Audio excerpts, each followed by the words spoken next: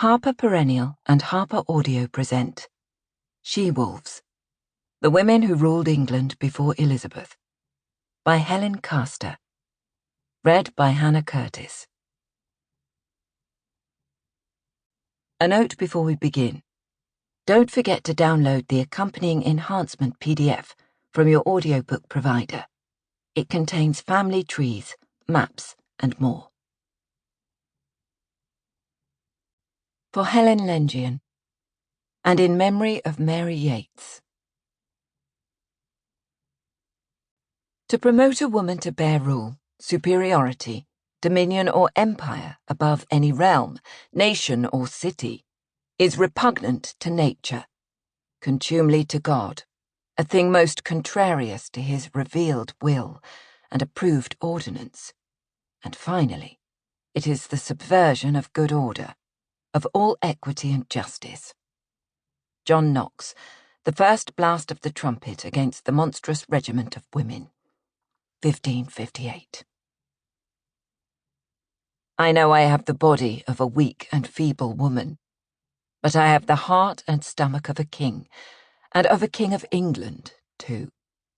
Queen Elizabeth I, 1588. Preface. This is an attempt to write the kind of book I loved to read before history became my profession, as well as my pleasure. It is about people and about power. It is a work of storytelling, of biographical narrative, rather than theory or cross-cultural comparison. I have sought to root it in the perspectives of the people whose lives and words are recounted here, rather than historiographical debate, and to form my own sense, so far as the evidence allows, of their individual experiences. In the process, I hope their lives will also serve to illuminate a bigger story about the questions over which they fought and the dilemmas they faced, one that crosses the historical divide between medieval and early modern, an artificial boundary that none of them would have recognized or understood. What the evidence allows is, of course, very different as we look back from the 16th to the 12th century. The face of Elizabeth I is almost as familiar as that of Elizabeth II, and the story of her life can be pieced together not only from the copious pronouncements of her government, but also from notes and letters in her own handwriting, and from the private observations of courtiers and ambassadors, scholars and spies. 400 years earlier, with the significant exception of the Church, English culture was largely non-literate. Memory and the spoken word were the repositories of learning for the many, the written word only for the clerical few. A historian, relying on the remarkable endurance of ink and parchment, rather than on a vanished oral tradition, can never know Matilda, who so nearly took the throne in the 1140s, as closely or as well as her descendant Elizabeth.